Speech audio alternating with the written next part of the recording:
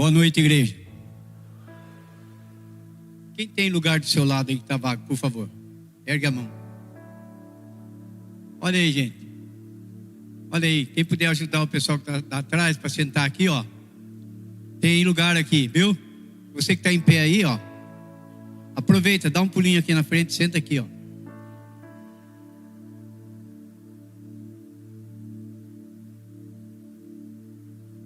De vez em quando dá uma erguidinha na mão para alguém ver lá.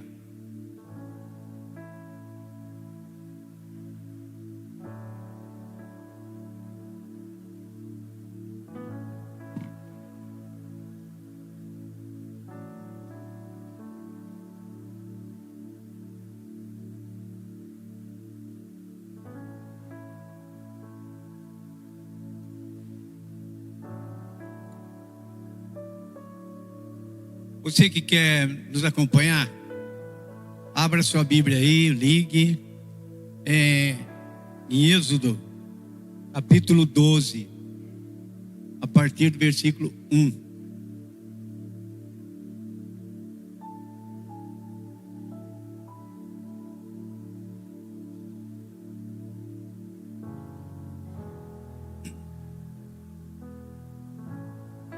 O Senhor disse a Moisés e a Arão no Egito: este deverá ser o primeiro mês do ano para vocês. Digam a toda a comunidade de Israel que no 10º dia deste mês, todo homem deverá separar um cordeiro ou um cabrito para a sua família, um para cada casa. Se uma família for pequena demais para um animal inteiro, deve dividi-lo com o seu vizinho mais próximo, conforme o número de pessoas e conforme o que cada um puder comer. O animal será macho de 1 ano, sem defeito, e pode ser cordeiro ou cabrito. Guardem-no até o 14º dia do mês, quando toda a comunidade de Israel irá sacrificá-lo ao pôr do sol. Passem então um pouco de sangue nas laterais e nas vigas superiores das portas, das casas nas quais vocês comerão o animal. Naquela mesma noite comerão a carne assada no fogo, com ervas amargas e pão sem fermento. Não comam a carne crua, nem cozida em água, mas assada no fogo. Cabeça, pernas e vísceras. Não deixem sobrar nada até pela manhã. Caso isso aconteça, queime o que restar. Ao comerem, estejam prontos para sair. Cinto no lugar, sandálias nos pés e cajado na mão. Comam apressadamente. Esta é a Páscoa do Senhor. Naquela mesma noite passarei pelo Egito e matarei todos os primogênitos, tanto dos homens como dos animais, e executarei juízo sobre todos os deuses do Egito. Eu sou o Senhor. O sangue será um sinal para indicar as casas em que vocês estiverem. Quando eu vir o sangue, passarei adiante. A praga de destruição não os atingirá quando eu passar. Amém?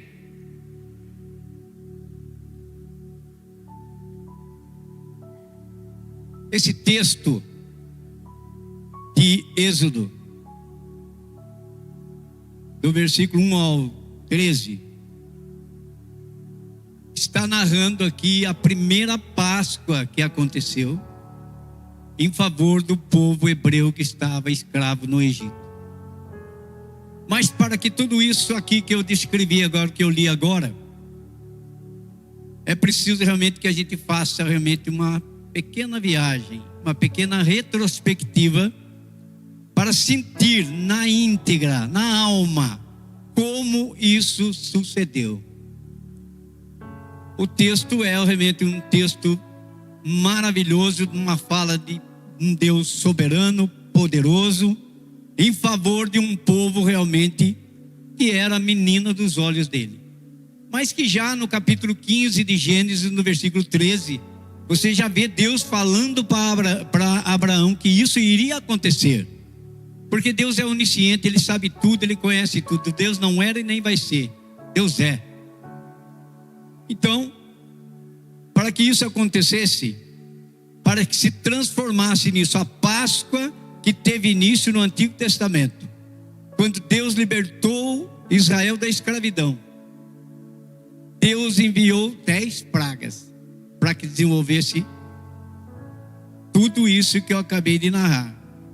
Foi após 10 pragas, e na 10ª praga Deus deu o veredicto final, aonde realmente o povo de Israel seria liberto e nasceria a primeira Páscoa, que aconteceu há mais ou menos 3.000 anos atrás. Para que isso acontecesse, você vai ler lá em Êxodo 1, não precisa abrir, só ouça. Lá em Êxodo 1 você observa que Deus já está trabalhando, Deus já está executando o seu propósito. Só que Deus tem a sua maneira soberana e santa de trabalhar.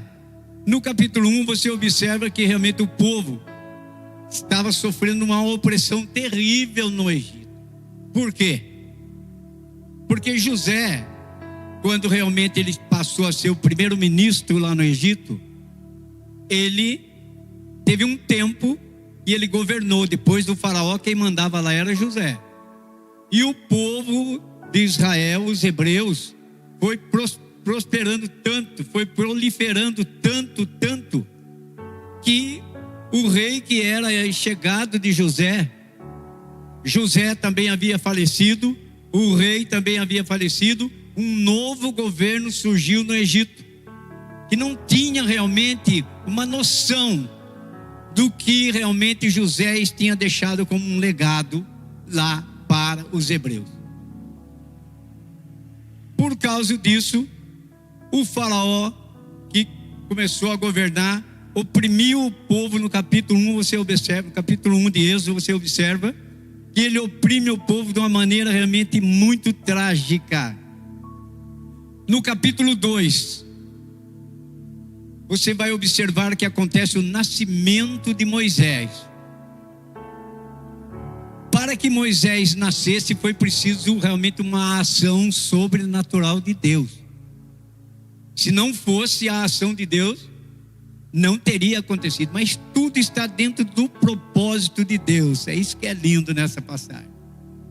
E no que realmente acontece o nascimento de Moisés, ele nasceu numa época mais crítica, mais crônica que pôde acontecer naquela época para as mães que estavam grávidas.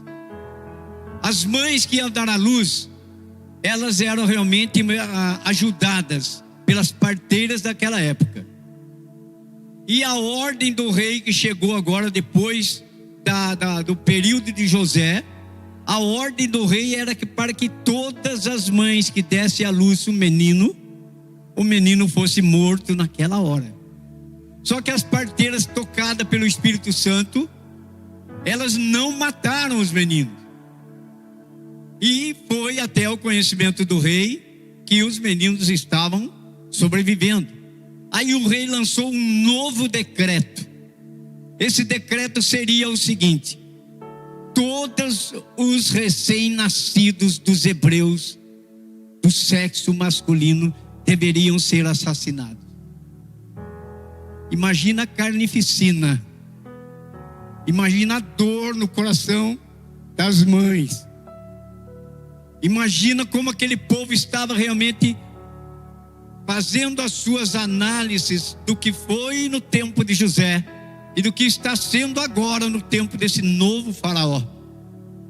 Mas Deus, na sua infinita misericórdia, concedeu realmente que uma mãe desse à luz a um menino, e quando ela viu que a coisa estava numa situação perigosa, ela combinou e colocou o menino num cestinho e soltou no Nilo, que o menino já estava com 3 meses.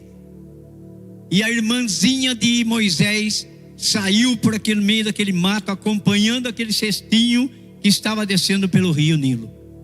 Lá na frente, a filha do faraó, realmente guardada pelas suas servas, viu aquele cesto, chegou até o cesto e viu que era uma criança. Trouxeram para ela e ela gostou do menino.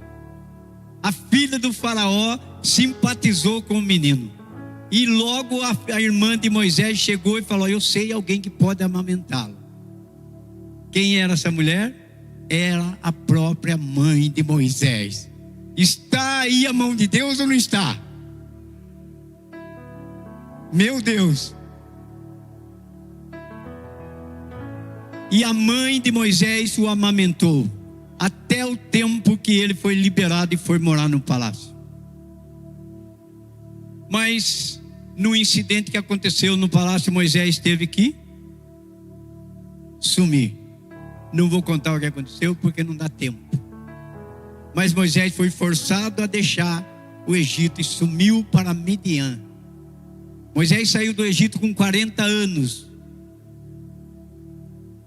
Mas não se preocupe, porque quando Deus tem um propósito, demônio nenhum vai impedir que aconteça. Não sei qual é o seu problema.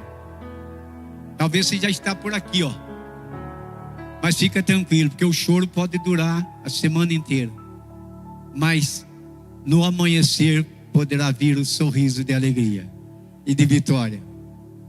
Eu sei o que eu estou falando, porque eu já experimentei muitos milagres até agora. Tem pessoas que às vezes vêm na igreja e falam: meu Deus, mas naquele tempo, na igreja primitiva, acontecia milagres. E agora, cadê os milagres? Está ali, ó, Isaac. O Isaac é um milagre. Eu não sei, eu não estava na pele dos pais deles, mas eu sei o que eles passaram. Eu também já passei por isso. Só que no meu caso, Deus levou. Mas no caso do Isaac, Deus poupou. Ele é soberano, ele faz o que ele quer. Amém?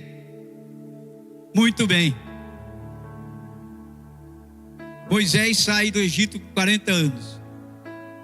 Com 80 anos, já no capítulo 3, Moisés estava lá em Midian, longe do Egito, longe das grandes possibilidades que ele tinha de ser realmente um príncipe no Egito.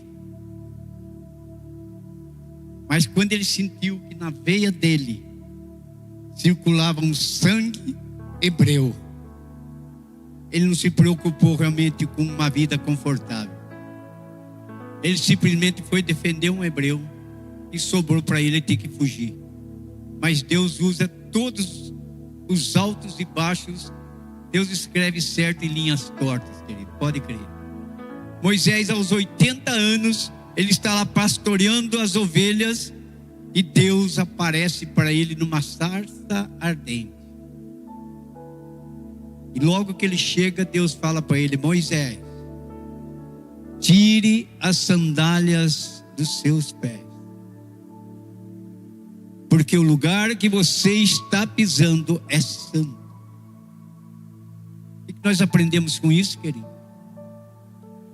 Muitas vezes nós confiamos nos nossos objetos, nós confiamos nos nossas roupas, nossos calçados. Mas Deus falou: Moisés, tira a sandália dos seus pés, porque a partir de agora você vai aprender a andar comigo. Sou eu que sou o seu protetor. Aprenda isso com essa passagem de Moisés. A sarça não parava de se consumir, e Deus fala para Moisés, conversa com ele. E no Êxodo 3, deixa eu ver aqui só um minuto.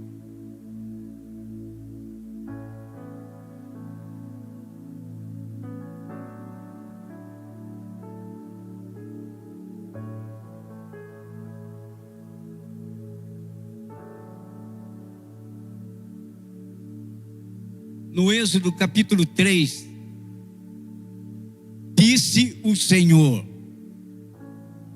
de fato tenho visto a opressão sobre o meu povo no Egito.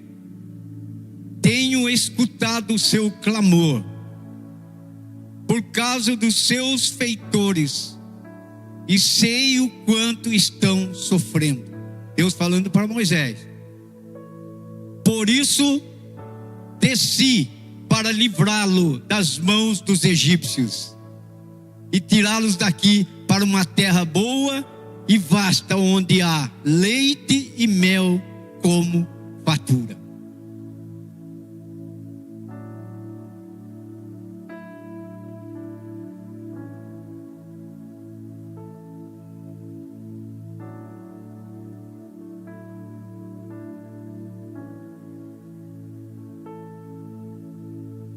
Agora no Êxodo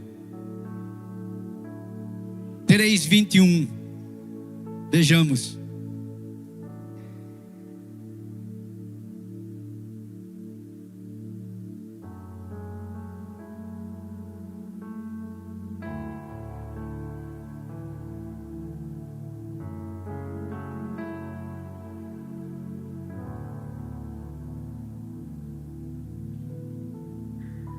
Deus prometeu e disse que ouviu o clamor e desceu até ele. Olha no versículo 21 do capítulo 3. E farei que os egípcios tenham boa vontade. Olha só, olha o poder de Deus. Ele diz: e farei que os egípcios tenham boa vontade para com o povo.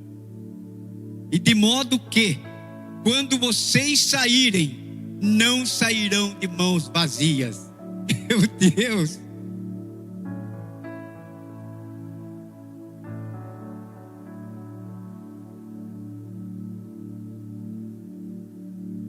Todas as israelitas pedirão às suas vizinhas e às mulheres que estiverem hospedadas em casa, pedirão objetos de prata e de ouro, e roupas que vocês porão em seus filhos e em suas filhas.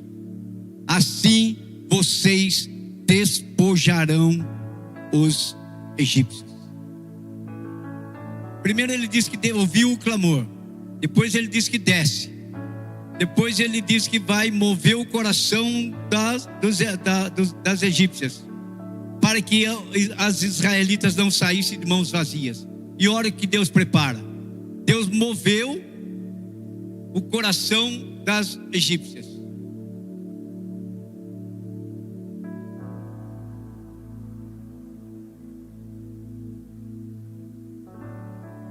Imagina comigo, até ali as egípcias tinham raiva, ódio das hebreias. De repente Deus escuta a oração dos hebreus, desce até eles, falando para Moisés, e além do mais, de gorjeta, move o coração das egípcias, para que eles estão saindo dali, não saia de mãos vazias. E olha o que Deus move nas egípcias para que elas doem: ouro, prata e roupa. Eles saíram cheios, estão enfrentando agora o deserto. E Deus fala para Moisés, faz um acordo com ele, tenta de início um acordo com ele. Moisés se esquiva. Moisés pede: Senhor, é melhor o senhor falar com a outra pessoa, eu não tenho jeito para falar, eu sou gago, vai complicar na hora lá. Eu imagino assim que na hora Moisés podia pensar: pois já que ele está me mandando, por que ele não cura minha gagueira? É o que muitas vezes a gente faz, né? Ai, Senhor, diga que o senhor realmente me der um emprego aí da hora, ganhando bem, eu vou ser até missionário para o senhor, porque daí eu tenho dinheiro para pagar, até se precisar pagar avião, eu tenho dinheiro. Querido, quem pensa assim nunca vai ser nada para Deus. Você não precisa falar para Deus, ter oferecido, falar o que você tem, e quando você tiver, Deus Deus tem um propósito, e Deus chama realmente os improváveis e torna eles prováveis. Deus chama os incapacitados e torna os capacitados. E Moisés então aqui simplesmente fala: eu não vou. Aí Deus fala para ele: o seu irmão fala muito bem. Você servirá realmente de profeta para ele, e ele servirá de alto-falante para as pessoas que precisam ouvir, o faraó no caso. Aí Moisés, Deus consegue convencer. Quando chega no capítulo 4, no versículo 10, 11 e 12, quando chega lá no 24, Deus realmente se irou com Moisés. Por quê? Quando Deus chama você para um ministério, Ele tem poder para transformar a sua vida. Você chega a um líder de IGC, não é de graça. Deus tem um propósito na sua vida. Nem todos nasceram para ser líder de IGC. Mas quando Deus realmente levanta você, Ele conta realmente com a sua parte. Só que Moisés estava indo realmente para uma missão que era de convencer o faraó a obedecer a palavra que ele estava falando, porque ele estava falando em nome do Senhor. Agora, como que Moisés vai levar uma palavra para convencer o faraó se ele próprio não estava em comunhão com Deus? Porque no capítulo 4 você observa que faltava uma coisa para Moisés estar realmente numa intimidade com Deus. Qual era essa coisa? Deus requeria que os israelitas circuncidassem os seus filhos ao 8º dia após o nascimento. Obrigado, pastor Diogo. No 8º dia, o garoto teria que ser circuncidado. No que ele saiu fugiu do Egito e foi para lá em Midian, ele casou com uma midianita lá. E lá tinha os seus costumes. E Moisés tinha o costume que Deus tinha determinado. E o primeiro filho dele foi circuncidado, o Gerson. Mas o Eliezer não foi circuncidado. E para que Moisés estivesse realmente na intimidade com Deus, para não ter incoerência naquilo que você fala e naquilo que você faz, o importante é isso. O importante realmente é, quando você prega alguma coisa, que você procure viver esta coisa. Quando você vem para a igreja para louvar e para glorificar e adorar a Deus, é muito importante que a sua vida lá na sua casa tenha uma coerência com o que você faz, para que pessoas que estão assim de olho em você possam observar: de fato, essa igreja é abençoada, porque essa pessoa eu conheço é diferente de outras pessoas. Esse casal que eu conheço, meu vizinho, é diferente. Por que será? Porque você foi chamado pelo Senhor, você foi transformado pela graça do Senhor. E se você é transformado, você fala do jeito dele, você anda do jeito dele, você realmente dá testemunho daquilo que realmente ele te chamou para que você fizesse. Então é incoerência do que você vive na igreja. Se você vem para a igreja e aqui você fica no oba-oba e chega lá fora, você não é um representante daquilo que a palavra realmente requer que você seja, é muito perigoso. E Deus, a palavra de Deus diz que Deus queria matar Moisés. Mas Deus é tão provedor que ele já tinha um plano desde lá do nascimento de Moisés, quando ele escapou lá realmente da morte. E Deus toca no coração da própria esposa dele, que ela própria circunda o filho dele, o Eliezer. E Deus, a Bíblia diz que Deus se retirou a ira de Moisés e Moisés seguiu em frente. Aí então começa as 10 pragas em favor dos hebreus. Interessante que numa das passagens Deus fala: eu vou endurecer o coração de Faraó, para que ele veja todas as maravilhas que eu vou fazer naquele lugar. E Deus manda 9 pragas. Mesmo assim o coração de Faraó não se converte. Ele não permite que o povo saia. Até que foi quando eu li aqui. Versículo 12 de Hebreus, capítulo 12, versículo 12. Naquela mesma noite passarei pelo Egito e matarei todos os primogênitos. Por quê? Porque Deus tinha Israel como o seu primogênito. Israel era a menina dos olhos de Deus. E pode ver que até hoje Israel continua sendo. É um Israel meio no avesso que está lá, mas mesmo assim a palavra de Deus se cumpre. Porque Deus fala, mesmo que vocês sejam infiéis, eu continuo sendo fiel. Agora, para onde eles querem ir, não sei, porque um tarde de matar o outro lá que não para mais. Mas Deus continua sendo fiel à sua palavra. Isso que é interessante, é por isso que eu sou apaixonado por Deus. Porque mesmo assim, a gente fazendo todas as pilantragens e pecados que a gente faz, Deus é infinitamente misericórdia e sempre está falando para você: quer fazer uma aliança nova comigo a partir de hoje? Estenda as tuas mãos aqui. Do seu passado nem me lembrarei mais, perdoarei a sua culpa. Esse é o Deus da infinita misericórdia. Por isso que nós podemos estar aqui. Senão nós não poderíamos estar aqui. Resultado: Moisés vai, acontece na 10ª praga, e Deus cumpre a sua palavra. E a partir dali, na 10ª praga, é que acontece todo esse histórico que eu li aqui, desde o versículo 1 até o versículo 13. Mas se você prestar atenção, desde o capítulo 1 de Gênesis até o capítulo 12, é realmente essa encrenca todinha. Quando chega no capítulo 12, Deus executa realmente a última praga, matando todos os primogênitos dos egípcios, inclusive os animais. E o povo de Deus é libertado. E aí então nós tivemos o conhecimento. Esta é a Páscoa dos hebreus.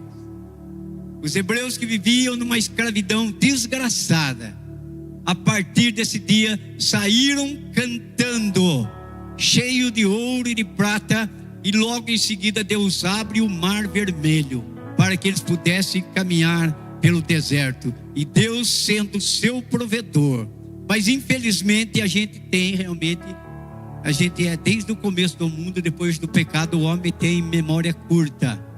Logo que chegaram, já esqueceram da travessia do Mar Vermelho, e já começou as murmurações no deserto. Mesmo Deus suprindo com maná e com as codornizes, e alimentando eles, protegendo de dia e de noite, mas as murmurações continuavam. E o que aconteceu? Deus falou: Moisés, conforme eles estão falando e murmurando que nós vamos morrer no deserto, vai morrer todo mundo. Todo mundo que saiu do Egito morreu no deserto, exceto Josué e Caleb. E os que nasceram no deserto, que era a preocupação dos pais: quem vai cuidar dos nossos filhos? Deus cuidou dos filhos que nasceram no deserto e entraram em Canaã. Resultado: aí estava então concretizada a Páscoa dos hebreus, que até hoje celebram uma vez por ano a Páscoa, celebrando a libertação da escravidão do Egito.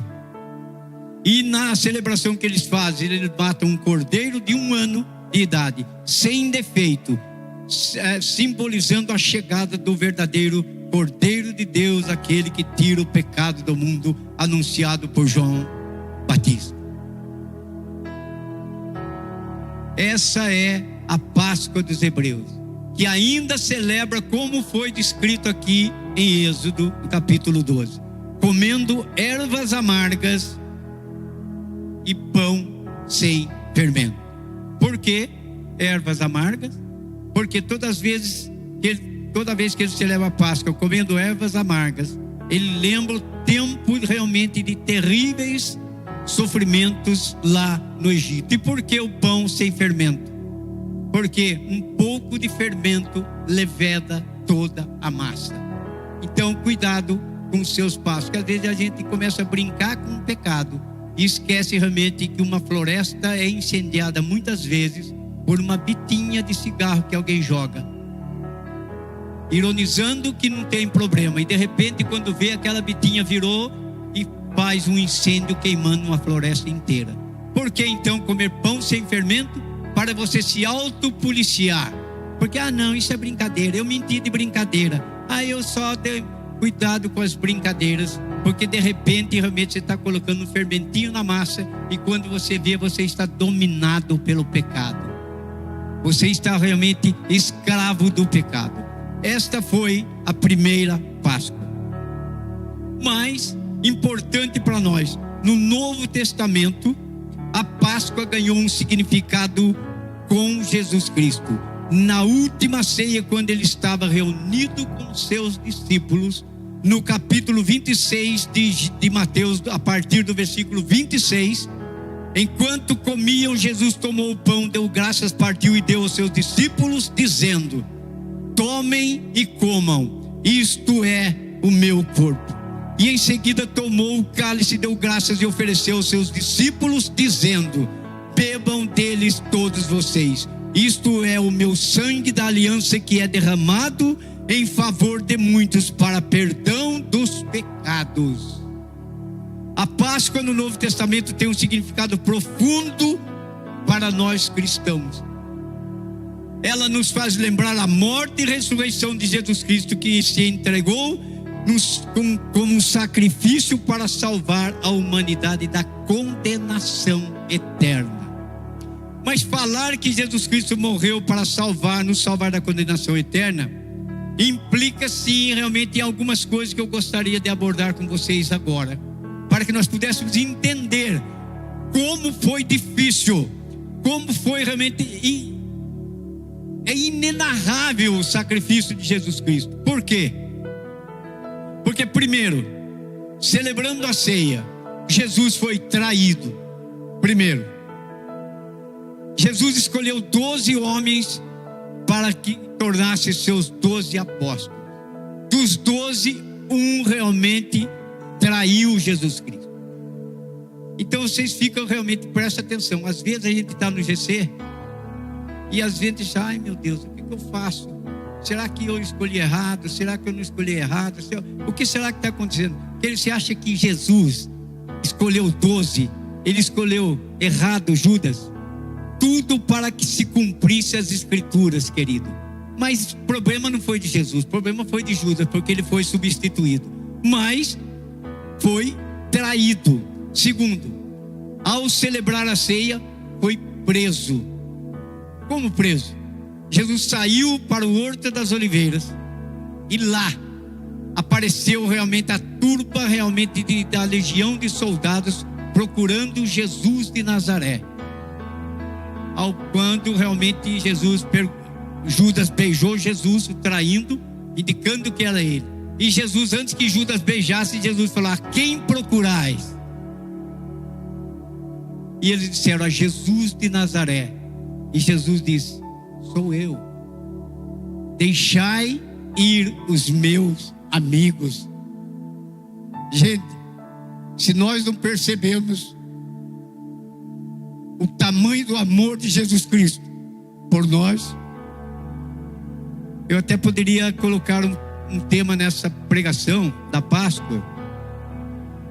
Uma nova chance seria o tema. Uma nova chance. Mas disso Jesus está falando: deixai ir aos meus amigos. E ali começou então a cruel caminhada até a cruz do Calvário.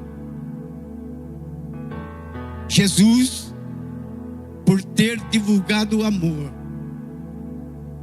por ter feito os milagres, por ter transmitido a paz àquela nação, ele veio para realmente os seus, que eram os israelitas. Mas infelizmente, ele mesmo diz: eu vim para os que eram meus, mas não quiseram me receber. Israel rejeitou a oferta do Pai. Por isso, nós, os gentios, estamos aqui hoje formando o Israel espiritual. Vocês entenderam o que eu falei? Hoje nós somos o Israel espiritual. Aquilo que Israel não fez, o Senhor chamou você, gentio. Não sei qual foi o seu passado, e nem vou discriminar aqui, mas eu faço uma autoanálise pelo meu. Eu não merecia nada, mas pela rejeição de Israel, Deus nos enxertou na oliveira. Nós éramos jambuzeiros bravos, e Deus olhou para nós e gostou. Ele gostou de você, Ele gostou de mim.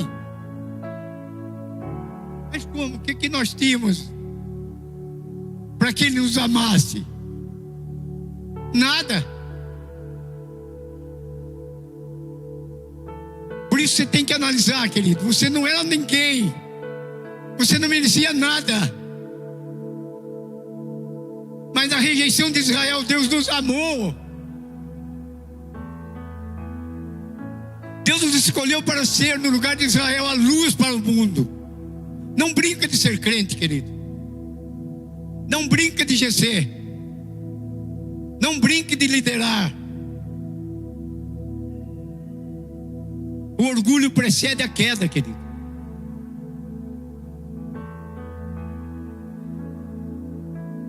Deus exigiu de Moisés um conserto para que ele fosse cumprir a missão. Deus exige de nós um conserto. Ele sabe que nós somos pecadores. Ele sabe que a natureza adâmica habita em nós. Mas Ele liberou a natureza do próprio Cristo, que é o segundo Adão, e que realmente sufoca a natureza adâmica. Não deixa, aquela que você alimenta mais, é essa que vai sobressair. Mas o Senhor oferece para você a natureza adâmica, em que você pode realmente, não pela sua força, mas pelos méritos de Jesus Cristo, sobressair sobre o pecado e ser mais que vencedores, em nome do Senhor Jesus Cristo. Aí ele seria crucificado. Essa palavra, ele seria crucificado, como foi. Mas a gente pode descrever um pouquinho. Logo na sexta-feira, Jesus foi preso e foi levado na presença de Pilatos. Pilatos o interrogou. E logo após o término da interrogação, Pilatos entrou e ouviu a sua esposa falar: cuidado, o que você vai fazer com esse homem? Eu não vejo crime nenhum nele. Balançou Pilatos. Mas o medo de Pilatos perder a intimidade com Herodes, que era inimigo dele, passou a ser amigo, por causa da trama contra Jesus. De medo de Pilatos perder realmente a relevância junto ao César, ele mandou Jesus ser açoitado. E Jesus foi açoitado. E quando Jesus retornou, todo desfigurado, todo machucado,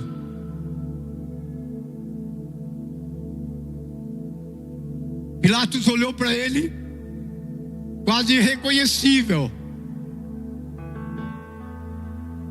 coroa de espinho na cabeça, pedaços de carne faltando pelo chicote que ele tomou, que tinha pedaços de ossos na ponta, amarrado. E Pilatos manda trazer Barrabás. Imagina a cena: o Filho de Deus, todo desfigurado, e Barrabás, um condenado. Sabe o que quer dizer a palavra Barrabás? Filho do Pai. Meu Deus, Jesus era o verdadeiro Filho do Pai, mas deram preferência para Barrabás.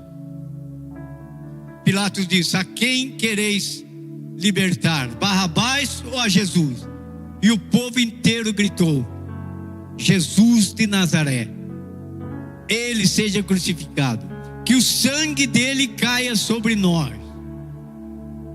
Olha só o que está acontecendo lá. A partir daí, Jesus vai para a cruz. Se você absorver o que eu estou falando, nesta noite especial de Páscoa, fazer uma análise do que Deus fez em favor do antigo Israel, lá no Antigo Testamento, e o que Deus realizou através de Jesus Cristo, nesse propósito sangrento, e culminou com a morte de Jesus Cristo na cruz. E nós quando lemos a Bíblia, nós temos a alegria de Jesus foi até o final. No momento que ele titubeou um pouco, que ele diz: Pai, afasta de mim este cálice. Vocês imaginam se ele tivesse parado ali? Nós não estaríamos aqui. Mas ele disse: que não se faça a minha vontade, senão a tua vontade. Sabe por quê? Porque o Senhor Jesus era verdadeiro Deus e verdadeiro homem. Na cruz ele sofreu como homem, mas como verdadeiro Deus, ele já estava enxergando por trás da cruz uma igreja chamada Poema, uma igreja chamada Assembleia de Deus, uma igreja chamada Batista, uma igreja chamada Igreja da Cidade.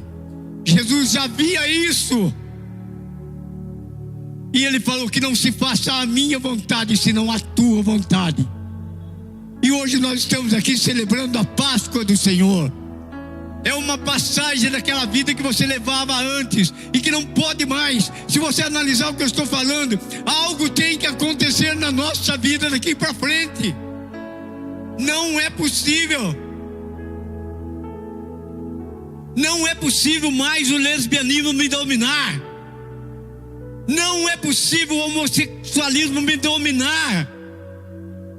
Não é possível o adultério me dominar. Não é possível.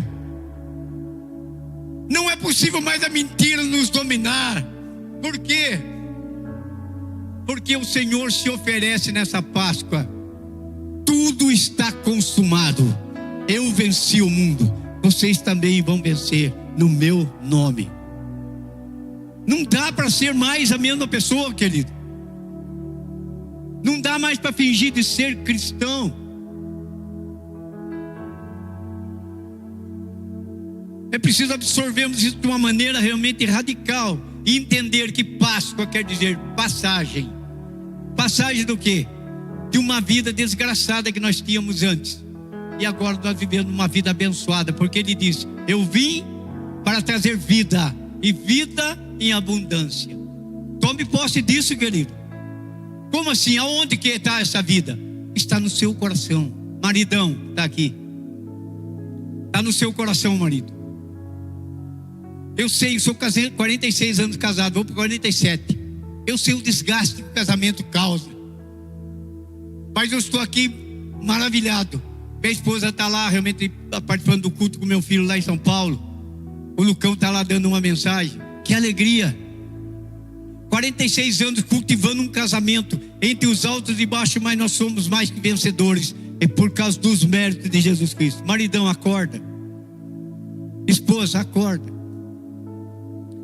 Volte ao primeiro amor. Não só o primeiro amor quando você aceitou Jesus Cristo, mas volte ao seu primeiro amor, aquele primeiro amor da lua de mel, que tudo era bom, não tinha problema nenhum. Desgastou, renova, querido. Muda o seu palavreado, muda o seu comportamento, subjuga o teu gênio, querido. Ah, eu sou nervoso. Ai, querido, brabão. Ah, eu sou nervoso mesmo. Calma, querido. Deixa Deixa Jesus falar pela sua boca. Renova, volta ao primeiro amor. Eu tenho 46 anos de casado. Eu posso dizer para vocês, vai falar para minha esposa como é que é o nosso casamento. Não precisa ouvir o Zé, porque a gente falar da gente é chato. Vai perguntar para ela. E eu espero que você, a partir de hoje, alguém pergunta para a tua esposa como é que é o seu casamento. Ele é uma benção. Mas não faz assim uma benção e vira os olhos. É uma benção e vira os olhos assim que a turma vai entender. Fala que é uma benção no sentido assim do sorriso, sorrir de alegria. Não aquele sorriso, mano. Tá uma benção. Isso não vale. Entende? Por quê, querido?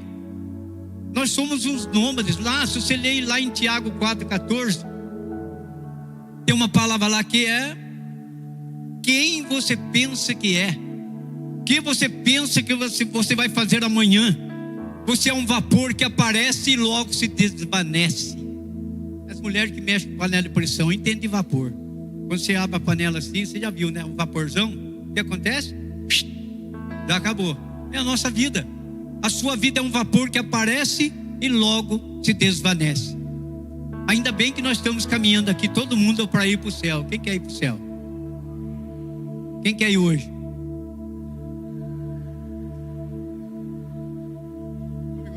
Pastor, me ajuda aí. O céu é tão bom, ninguém quer ir, cara. Tá entendendo? Sabe por que você não quer ir? Porque o dom maior que Deus deu para nós é o dom da vida. E você realmente tem, porque a Bíblia diz lá: os suicidas, os homicidas não herdarão o reino. Então a gente não quer. Mas vai ter aquele momento que você queira ou não queira, eu estou chamando você agora. Aí vai ser. Eu digo uma coisa: que você não tenha nada para se envergonhar na presença do Senhor. Porque daí não adianta mais. Vamos interceder, vamos ajudar. Querido, o tempo é agora. O tempo de conserto é agora. Depois de passar, aí já era. Amém? Foi morto e sepultado. Então, querido, a ida de Jesus para o Pai convence o homem da justiça. Você não precisa mais. Jesus justificou a sua igreja. Jesus nos justificou diante do Pai com a sua morte. Mas só que é o seguinte, não para por aí. Depois que Jesus nos justificou, hoje nós temos o nosso passado apagado. Mas e daqui para frente, como é que fica? Agora eu posso fazer tudo que eu quiser? Never. Estou treinando já.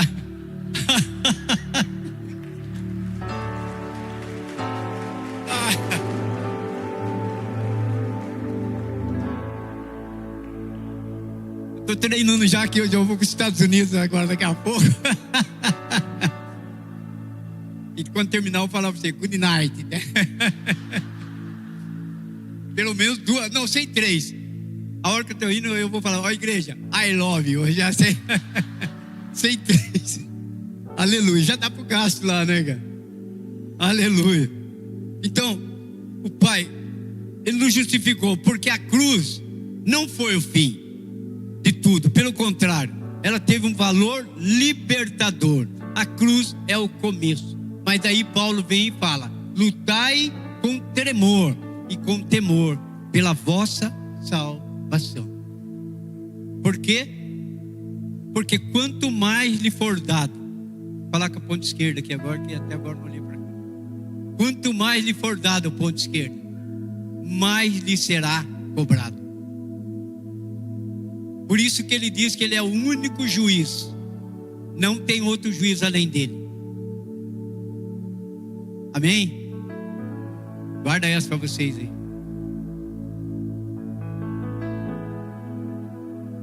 Agora, o que eu aprendo? A Páscoa é um convite para celebrarmos a vitória de Cristo.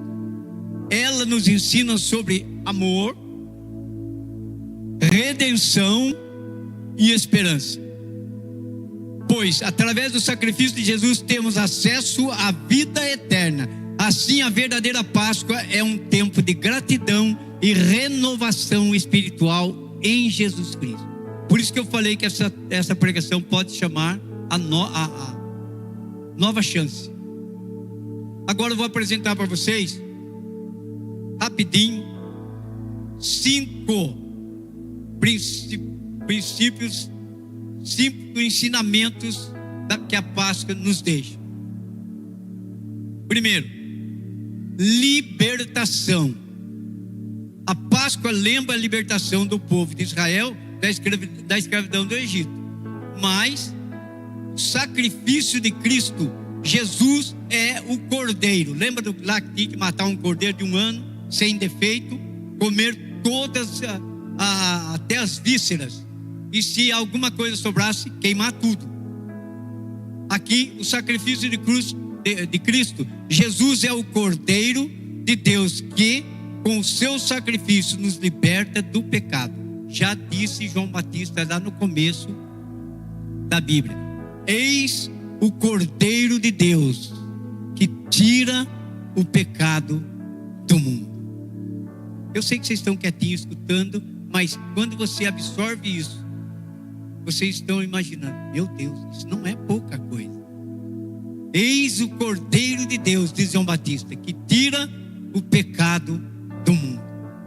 E a esperança na ressurreição, a morte e a ressurreição de Jesus garantem para nós a vida eterna. Para nós quem? Para todos aqueles que creem.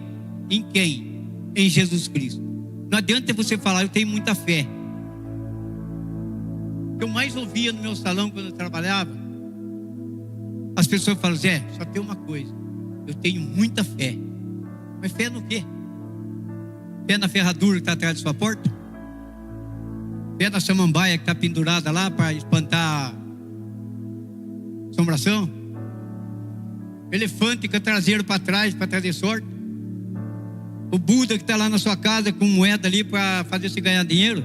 Quer ganhar dinheiro? Vai trabalhar. Pô, como você ganha dinheiro trabalhando, cara? Que benção. Agora, você que está desempregado, eu respeito você. Que Deus abençoe, que você encontre uma porta aberta. Deus vai prover para você, porque Ele é provedor. Você viu que Ele proveu para os hebreus? Eu vou mover o coração das egípcias e ela vai doar para vocês. O ódio que tinha no coração da mulher passou a ter amor. Deus vira o ódio em um amor, cara. Sabe aquele vizinho seu que é chato, que você não tolera ele? Mas na oferta aqui alguém falou: ó, antes que você deixe a sua oferta, vai lá, se reconcilia com ele.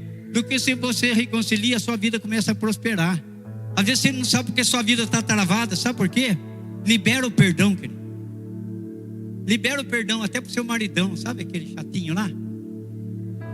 Libera o perdão para sua mulher. Libera o perdão para o seu vizinho. Libera o perdão para aquele que tem menos que você e acha que você é o chato. Libera o perdão para aquele que tem mais que você pensa que é um nojento, que é um metido. Libera o perdão, você vai ver a prosperidade invadir a sua casa. Amém?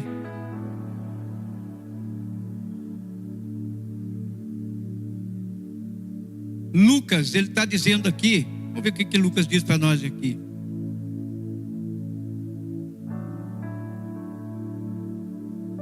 Lucas 24.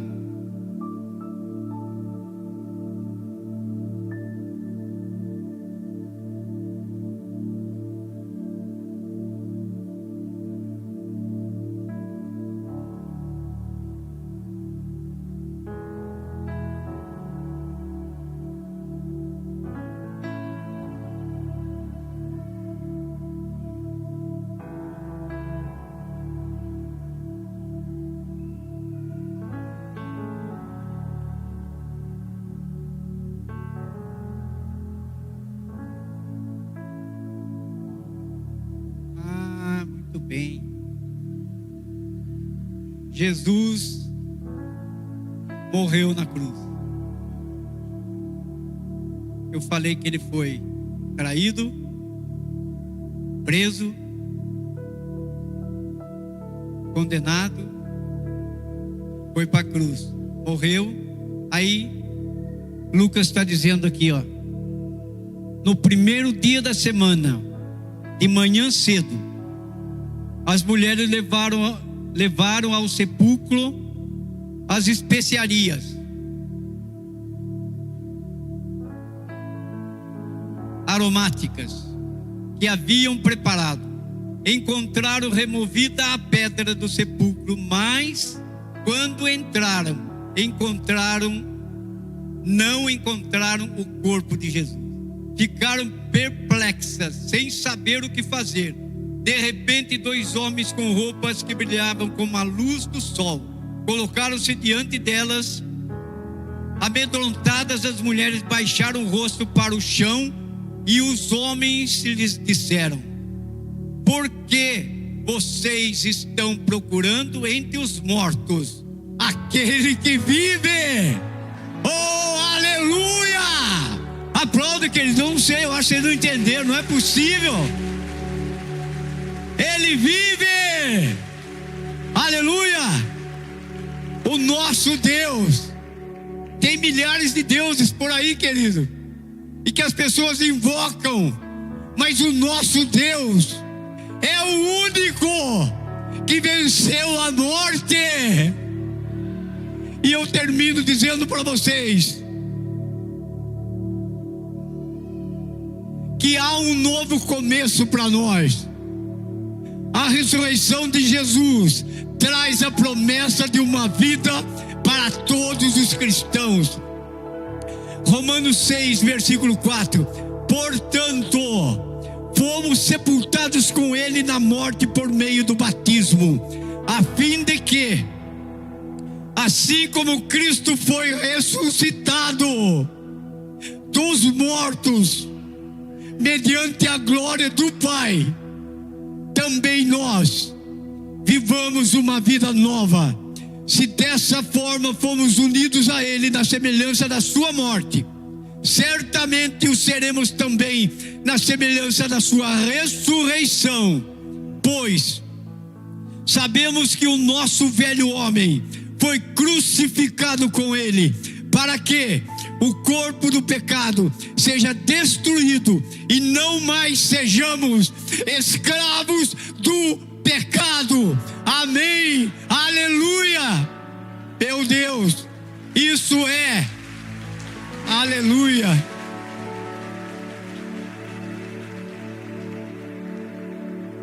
Isso é a nossa Páscoa. Tome posse, querido. Eu tenho certeza que a sua vida a partir daqui não vai ser mais a mesma. E para nos fechar com chave de ouro, eu chamo o pastor Sebastião.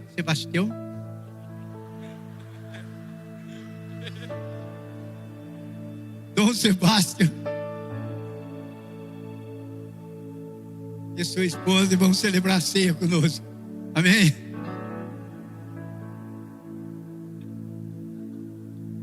I love you.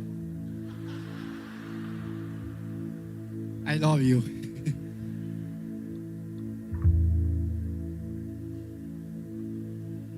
Jesus, nós te agradecemos. Jesus, nós te louvamos nessa noite. Obrigado por esse dia, Jesus. Obrigado por essa Páscoa.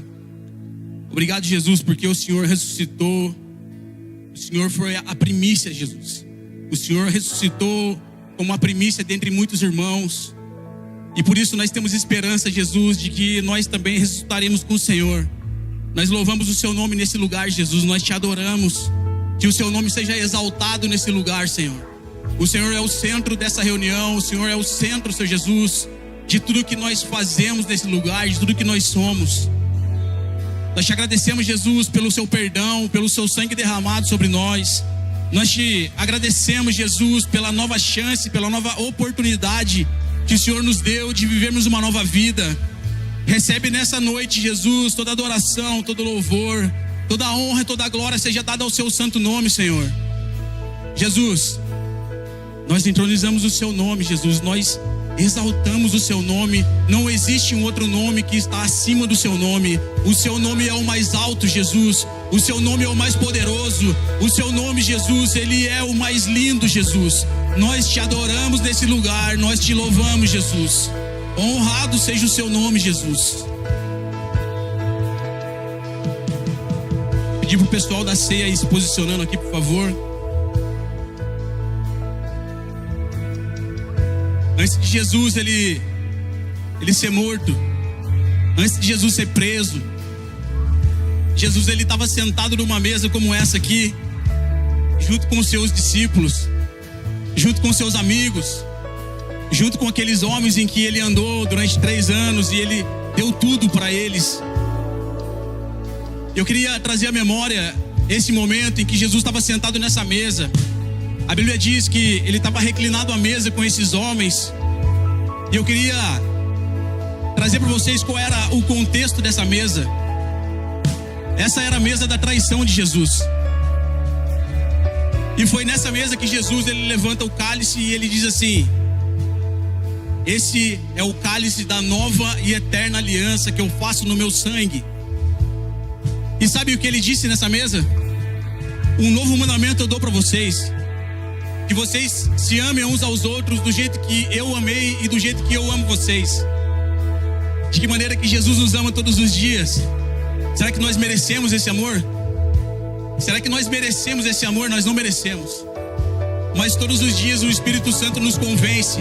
Todos os dias o Espírito Santo nos convida a chegar um pouco mais perto. Todos os dias o Espírito Santo vem e nos constrange e fala: pode se aproximar um pouco mais, pode se chegar confiadamente até o trono da graça, a fim de receber graça e misericórdia no tempo de necessidade, por meio do sangue de Jesus, o novo e vivo caminho que ele abriu por meio do seu sangue, por meio do seu corpo, amém? Na velha aliança, o mandamento era esse: ame o seu próximo como a ti mesmo. Nessa mesa da nova aliança, aonde Jesus estabelece um novo mandamento, agora já não é mais amar o próximo como a ti mesmo, mas é amar o próximo como Jesus nos ama todos os dias. A régua da misericórdia aumentou, meu amigo. Existe uma graça de Deus sobre nós. Hoje já não é mais por protocolos, não é mais por regras, mas ele disse assim: é necessário que eu volte para o Pai, mas eu não deixarei vocês órfãos. O Espírito que o mundo não pode receber, mas vocês receberão. Ele virá sobre vocês e fará morada em vocês. E esse Espírito ele vai clamar: Abba, Pai.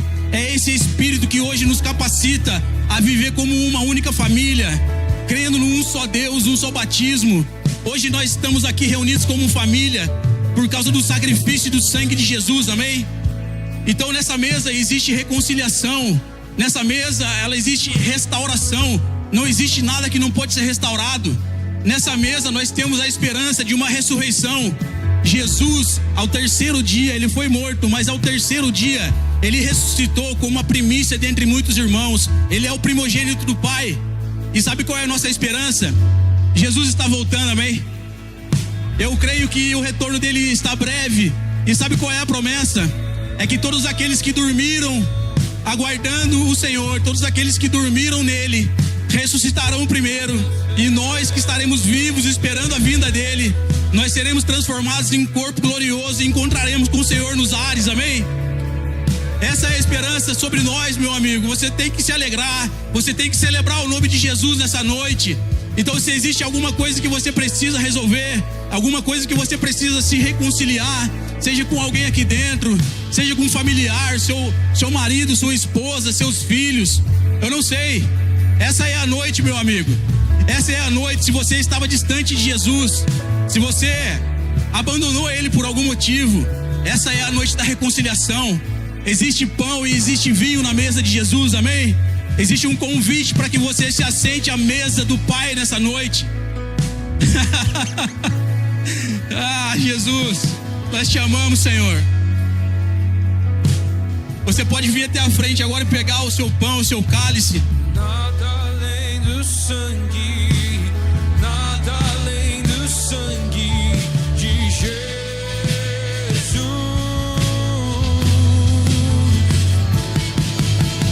que nos lava dos pecados,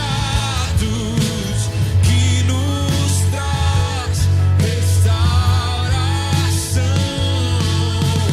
Nada além do sangue, nada além do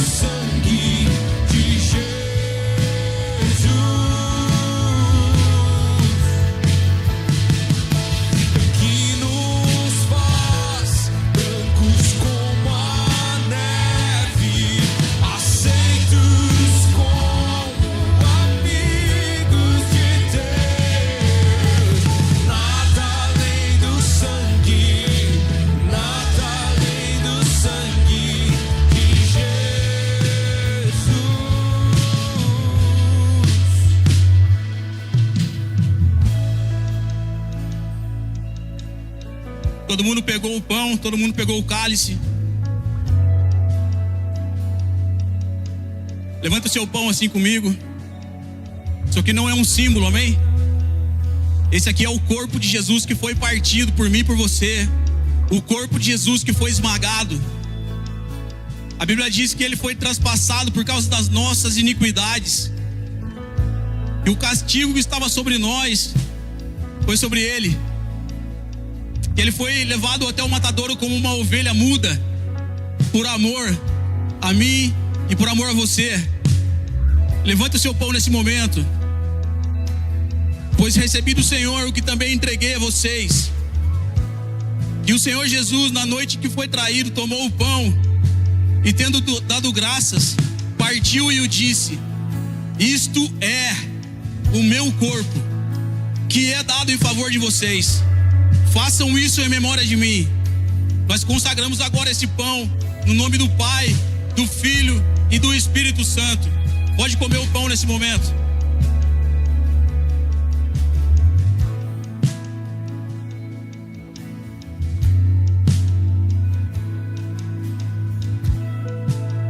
Levante seu cálice neste momento. Da mesma forma, depois da ceia, ele tomou o cálice e disse: este cálice é a nova aliança do meu sangue. Façam isso sempre que beberem em memória de mim. Porque sempre que comerem deste pão e beberem deste cálice, vocês anunciam a morte do Senhor até que ele venha. Consagramos agora esse cálice em nome do Pai, do Filho e do Espírito Santo. Podem beber.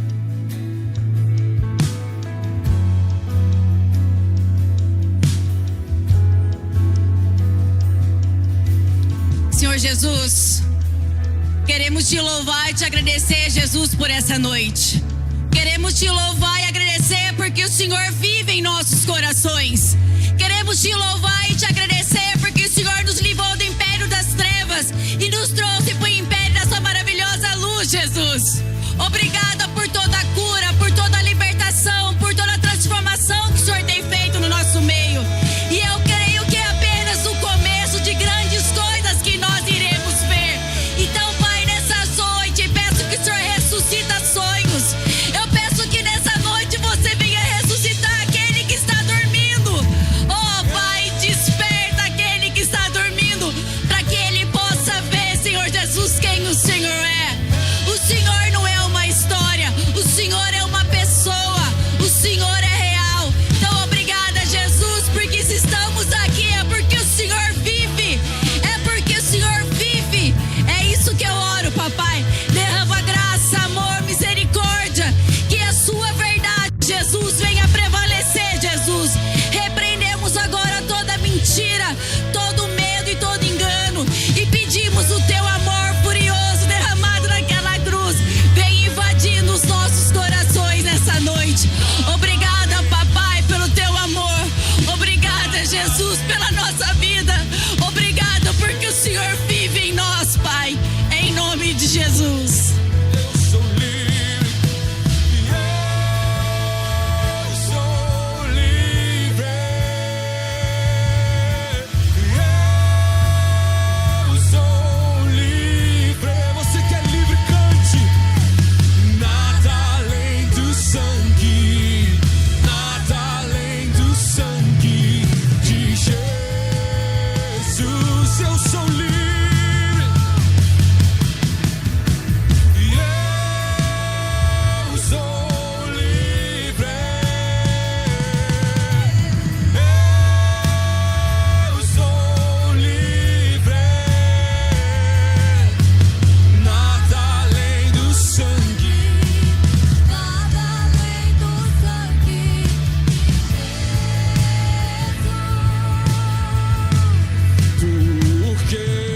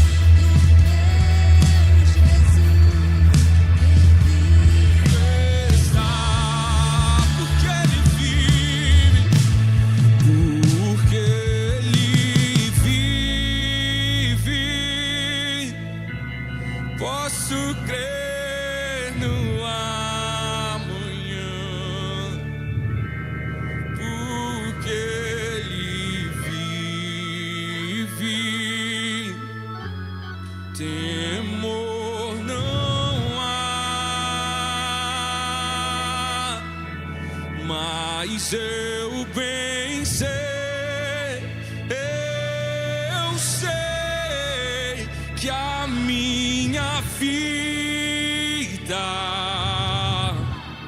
está nas mãos do meu Jesus, que vivo está.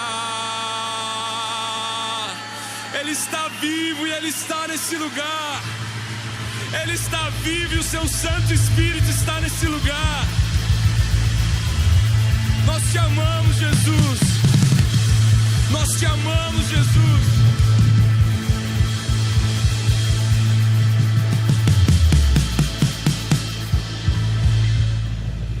Senhor Jesus, nós aguardaremos ansiosos pelo dia que fisicamente o Senhor estará aqui, nos tomando pelas mãos e nos levando para a eternidade consigo, Jesus. Queridos, que essa seja a oração de vocês, que os encontros com Jesus não sejam limitados a experiências como essa, que vocês se lembrem que um dia se encontraram com o Santo Cristo. Vocês têm uma poderosa notícia que não pode ficar guardada dentro apenas do seu coração. Os seus amigos precisam saber, os seus filhos, tios, primos, todos os familiares, as pessoas com quem você convive. Pela graça e misericórdia de Deus nós fomos salvos. Durante essa semana, caminhem por aí com essa mensagem. Cristo venceu a morte, ressuscitou, em breve voltará para nos resgatar. Amém? Que vocês tenham uma excelente semana. Que o sangue de Jesus continue diariamente limpando os corações, as mentes e a alma de vocês. Nós nos vemos aqui no próximo domingo.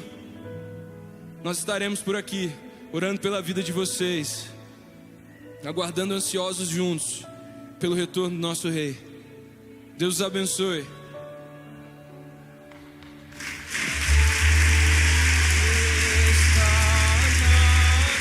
É isso aí, meus amigos.